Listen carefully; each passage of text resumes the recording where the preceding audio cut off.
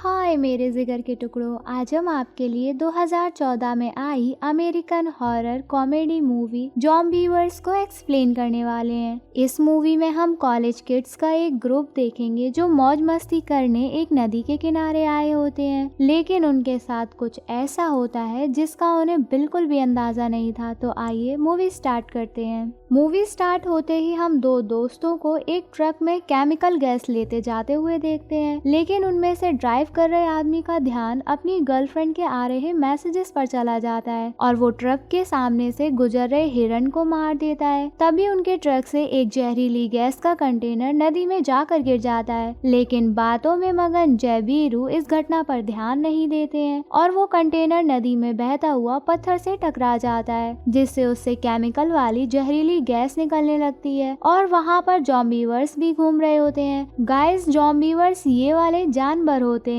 वहीं वो खाने की खोज में वहाँ मंडरा रहे थे। अब सीन शिफ्ट होकर तीन खूबसूरत कॉलेज गर्ल्स को दिखाया जाता है, जिनका नाम मैरी, जोय और जैन था, जो मैरी के कजिन्स के घर मौज मस्ती करने जा रही होती हैं। और इस ट्रिप में बॉयज अलाउड नहीं थे, क्योंकि अभी अभी इनमें से जैन का अपने बॉयफ्रेंड सैम के साथ ब्रेकअप हुआ था। और मैरी ये भी बताती है कि वहाँ जाकर हम लोग भी अपने बॉयफ्रेंड से बात नहीं कर पाएंगे, क्योंकि वहाँ कोई सिग्नल नहीं आता है। और खास बात तो ये है कि ये लोग भी वहाँ जा रहे थे जहाँ उस नदी में केमिकल गैस का कंटेनर गिर गया था। आगे देखते हैं क्या क्या होता है। फिर हम एक लड़के को एशवुड के पास यानी उसी नदी के पास मछली पकड़ते हुए देखते हैं जहाँ ज़ॉम्बीवर्स और जहरीली गैस का टैंकर गिर गया था। तभी उसे मछली तो नहीं पर उसकी फिशिंग रॉड में कुछ ऐसा फंस जाता है कि उसकी रॉड पानी में गिर जाती है, जिसे देखकर वो बहुत हैरान हो जाता है। और तभी वो अंदर जाकर अपनी रॉड ढूंढने की सोचता है, पर अचानक से उसका पैर अपने आप ही नदी में फिसल जाता है और फिर वो कभी नदी से वापस ही नहीं आ पाता। इधर हम तीनों छम्मक छल्लों को अपने पिकनिक स्पॉट यानी मैरी के कजिन्स के घर के बाहर देखते हैं। तभी वहाँ पड़ोस की आंटी मिसेस ग्रेगसन अपनी बिछड़ी सहेली की बेटी को देख के अपनी खुशी के आंसू नहीं रोक पाती और गले लगा लेती है और सबसे कहती है, मेरी प्यारी बच्चियों, अगर तुम लोगों को दूध, घी, चीनी, शक्कर किसी चीज की भी जरूरत हो तो मुझे तुरंत बताना आकर। और सब अंदर आकर आराम फरमाने लगती हैं। तभी वहाँ एक कुत्ता आके मूत जाता है झुल्ल से। फिर तीनों हुस्ने रानियां अपने बदन को आराम देने नदी के किनारे जाती हैं। वहीं जोय कुछ ज्यादा ही हॉट होने का प्रदर्शन करती है और अपनी बिकनी उतारकर पानी के अंदर छलांग लगा देती है। और फिर मैरी और जैन भी राफ्ट पर पहुंचकर शराब पीकर एंजॉय करने लगती हैं। और तब जैन कहती है कि उसे व्यूअर्स देखने हैं। तभी राफ्ट के दूसरी ओर उसे कुछ हलचल दिखती है, तो जैन राफ्ट से पानी में उतरकर दूसरी ओर जाने लगती है और इनके साथ साथ मैरी और जोय भी जाने लगती हैं। जैन दूसरी ओर जाकर देखती है कि वहाँ कुछ हरा हरा पदार्थ है। दरअसल ये कुछ और नहीं बल्कि टॉक्सिक गैस के सिम्टम्स थे। तभी जैन की नजर वहाँ खड़े भालू पर पड़ती है, जिसे देखकर तीनों घबरा जाती हैं। तभी वहाँ स्मिथ नाम का हंटर आकर भोलू को मार देता है। फिर उन लड़कियों के पास आकर ठरकीबाजी करने लगता है और लड़कियां उसको बेवड़ा समझकर वहाँ से चली जाती हैं। अब रात हो जाती है और सारी लड़कियां ट्रूथ एंड डेयर खेल रही होती हैं। तभी दरवाजे पर किसी के खटखटाने की आवाज आती है। खटखटाने की आवाज सुनकर तो मैरी और जैन की तो फटके हाथ में आ जाती है, लेकिन जोय शेरनी की तरह बाहर निकलकर टॉर्च लगाकर देखने लगती है और कुछ दूर निकल जाती है। फिर मैरी और जैन भी जोय को बाहर देखने आती हैं, लेकिन उन्हें वो कहीं नहीं दिखती और आवाज लगाने पर भी जोय कोई रिस्पॉन्स नहीं करती, जिससे मैरी और जैन बहुत घबरा जाती हैं। तभी वहाँ तीन झींगुर यानी बग, सेम और टॉमी आ जाते हैं, जो उनके साथ मजाक कर रहे थे, जिसमें जोय भी शामिल थी। फिर मैरी अपने बॉयफ्रेंड टॉम और जोय से गुस्सा हो जाती है, क्योंकि यहाँ पर लड़के अलाउड नहीं थे और जोय ने सबको यहाँ आने में मदद करी थी। लेकिन अब टॉमी और बग, जो कि जोय का बॉयफ्रेंड है, मैरी के घर में रहने की इजाजत मांगते हैं और कहते हैं, हमने 36 घंटों से कुआं खुदाई नहीं की है, इसलिए उनको आज करना ही है। इस पर जोय भी उनकी हाँ में हाँ मिलाती है, क्योंकि वो भी अपने पपीते दबवाना चाहती थी। लेकिन मैरी साफ मना कर देती है, क्योंकि उसका अभी अभी सैम से झगड़ा हुआ था और वो उसके साथ घपाघप नहीं कर सकती थी, लेकिन बाकी सब करने वाले थे। वहीं काफी मनाने के बाद फिर मैरी दिल पर पत्थर रखकर सबको रुकने की इजाजत दे देती है और सब अंदर जाकर 36 घंटों के भूखे झींगुर अपनी झिंगुरियों के साथ अलग अलग कमरे में जाकर उनका गेम फ्लेम बजाने लगते हैं और हॉल में जेन और सैम बैठे तरह तरह की आ ऊ की आवाजें सुन रहे थे, जिससे सैम का मन भी मचलने लगता है और सैम जेन से बात करने की कोशिश करता है। लेकिन जेन सैम से कहती है, अगर तुम्हें मुझसे बात करनी है तो पहले मुझे ये बताओ वो साथ में लिप लॉक करते हुए फोटो किसकी है। पोल खुलते ही सैम के हक्के बक्के गुम हो जाते हैं और सैम बातों में फुसलाते हुए जेन को किस करने लगता है, लेकिन जेन उसकी रॉकेट में लात मारकर आग लगा देती है और वहाँ से नहाने चली जाती है, जहाँ उसे एक बीवर दिखता है, जिसे देखकर जेन बहुत डर जाती है और भागते हुए सैम के पास आ जाती है और जेन की चीखने की आवाज सुनकर सब बाहर आ जाते हैं और बाथरूम में जाकर चेक करते हैं तो वो बीवर टॉमी पर हमला कर देता है, लेकिन बग एक बैट से उसे मार मार कर मार डालता है और उसको कूड़े की पन्नी में डालकर बाहर फेंका आता है। फिर अगली सुबह सब मौज मस्ती करने एशवुड नदी के किनारे जाने लगते हैं। तभी जेन देखती है कि वीवर जिस पन्नी में पैक था वो पन्नी फटी हुई है, जिसे देखकर जेन बहुत घबराने लगती है। तभी सब बोलने लगते हैं कि किसी जंगली जानवर ने बीवर को खा डाला होगा और फिर सब नदी के किनारे आ जाते हैं, जहाँ जेन सबको स्विमिंग करने के लिए मना करती है और कहती है कि वीवर अगर पानी में हुआ तो, लेकिन जेन की बात को ही नहीं मानता और सब पानी के अंदर मस्ती करने लगते हैं। फिर बार बार बुलाने पर जेन भी पानी के अंदर जाने लगती है। तभी उसे पानी के अंदर थोड़ी दूर जाने पर ही अजीब सा महसूस होता है। इतने में ही पानी में मस्तियाँ कर रहे बग का एक पैर बीवर काट लेता है और पैर उसकी बॉडी से ही अलग कर देता है। इस घटना के बाद सब काफी घबरा जाते हैं और जैसे तैसे राफ्ट पर सवार हो जाते हैं, लेकिन लकड़ी की बनी राफ्ट पर भी वीवर्स हमला कर देते हैं और फिर सब अपनी अपनी जान बचाते बचाते नदी के किनारे किसी तरह पहुंच जाते हैं। इधर हम जेन को घर में देखते हैं, जो लैंडलाइन से कॉल करके पुलिस को बुलाने की कोशिश करती है, लेकिन बीवर ने तो सारे तार ही काट दिए थे और तभी जेन के ऊपर वही आदमरा वीवर हमला कर देता है, जिसे टॉमी ने मार मार के उसको बीच से अलग कर दिया था। लेकिन ये बीवर इतना घातक और खतरनाक था कि बीच से अलग होने के बावजूद भी सही से चल पा रहा था। वहीं बेचारी जेन अपनी जान बचाने के लिए उसके सर पर चाकू मारकर उसे मार डालती है, जिससे फाइनली वीवर टपक जाता है। अब सबको कुछ समझ नहीं आ रहा होता कि क्या किया जाए और अब सोचते सोचते रात भी हो गई थी और इधर बग के पैर से खून निकलता ही जा रहा था, जिसे देखकर टॉमी सोचता है कि अगर ऐसे ही खून बहता रहा तो बग मर जाएगा। इसलिए टॉमी मैरी की गाड़ी लेकर हॉस्पिटल ले जाने की सोचता है और जोए भी फिर साथ जाने के लिए तैयार हो जाती है और बाकी लोग घर में ही रुकते हैं। फिर जब जोए और टॉमी रास्ते से जा ही रहे होते हैं तो देखते हैं कि वीवर्स ने रास्ते में पेड़ गिराकर जाम कर दिया है। तब टॉमी को एक और गाड़ी दिखती है जिसमें एक कुल्हाड़ी और बंदूक पड़ी होती है। टॉमी उसे ले आता है और जोए को देकर कहता है कि जाओ तुम बग को लेकर वापस जाओ, तब तक मैं कुछ इंतजाम करता हूँ। जोए जाना तो नहीं चाहती थी, लेकिन टॉमी के इंसिस्ट करने पर जोए को जाना ही पड़ता है। फिर जैसे ही जोए गाड़ी में बैठती है वैसे ही टॉमी की तेज चिल्लाने की आवाज आती है और बाहर आकर जोए टॉमी को देखती है जिसे वीवर्स ने काट लिया था और उसकी मौत हो गई थी। फिर जोए गाड़ी की तरफ जाने की कोशिश करती है और देखती है कि उसको चारों तरफ से वीवर्स ने घेर लिया है और फिर उसको निकलने का कोई चारा भी नहीं दिखता है। तब तक स्मिथ वहां आकर जोए की जान बचा लेता है, क्योंकि वो वही मौजूद था और वो गाड़ी भी स्मिथ की ही होती है। अब तीनों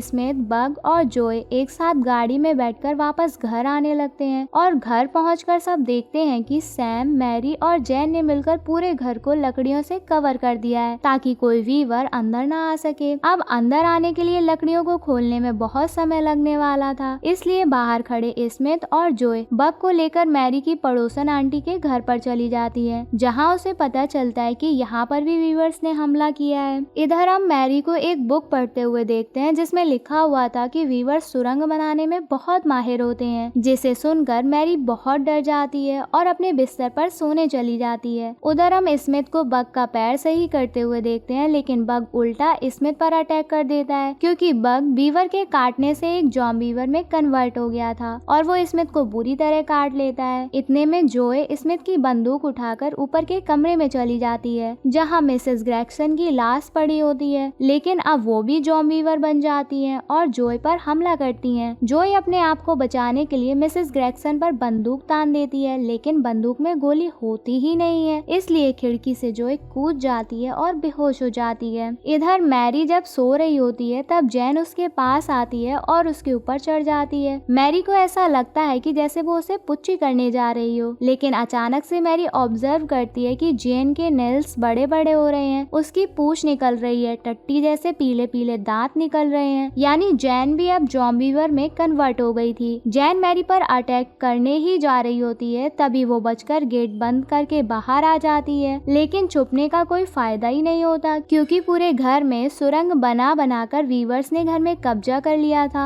और फिर भी मैरी बाथरूम में जाकर छुपती है और सैम से उसके कपड़े हटाकर देखने को कहती है कि कहीं उसको भी तो वीवर ने नहीं काट लिया। फिर सैम अपने कपड़े हटाकर देखता है तो ऐसा कुछ भी नहीं होता, और फिर मैरी भी अपने कपड़े हटाकर देखती है, और इतने गंभीर हालात में भी ये लोग चरम सुख लेने का एक भी मौका नहीं छोड़ते और वहीं पिलाई शुरू कर देते हैं। इसी बीच एक वीवर के ऊपर आग लग जाने के कारण पूरे घर में आग लग जाती है। मैरी और सैम का इस बात को पता चलता ही है कि तब तक वहाँ जैन सुरंग बनाकर आती है और सैम की गुल्ली को ही खा जाती है, जिससे सैम मर जाता है। अब मैरी भागते हुए गेट के पास पहुँचती है और बाहर निकलने का सोचती है, लेकिन दरवाजों पर तो लकड़ियाँ लगी हुई थी। तब तक दरवाजा तोड़ते हुए जोए वहाँ गाड़ी लेकर आ जाती है और फिर वो वहाँ से निकलने की कोशिश करती है तो रास्ते में ज़ॉम्बी वियर्स आ जाते हैं। लेकिन जोए और मैरी बचते बचाते उसी रास्ते में पहुँच जाती हैं जहाँ पेड़ गिरा हुआ था। फिर तभी मैरी जोए पर गोली तान देती है, क्योंकि उसे लगता है कि जोए भी इफेक्टेड है। लेकिन तभी खुद ही मैरी ज़ॉम्बीवर में कन्वर्ट हो जाती है, तो जोए मौके का फायदा उठाकर कुल्हाड़ी से खुद ही मैरी पर अटैक करके मार डालती है और वहाँ से बचकर रोड तक पहुँचती है, जहाँ उसे एक ट्रक आता हुआ दिखाई देता है। वो ये देखकर खुश हो जाती है कि शायद उस ट्रक से उसको कुछ मदद मिल जाए। लेकिन इस बार भी वही जय वीरू दोस्त, जिनमें से ड्राइवर सीट में बैठे आदमी का दिमाग फिर से रास्ते से हटकर मोबाइल में चला जाता है और इस बार हिरन की जगह जोए का एक्सीडेंट हो जाता है और जोए टपक जाती है। चिर चिर पोपो खल्लास।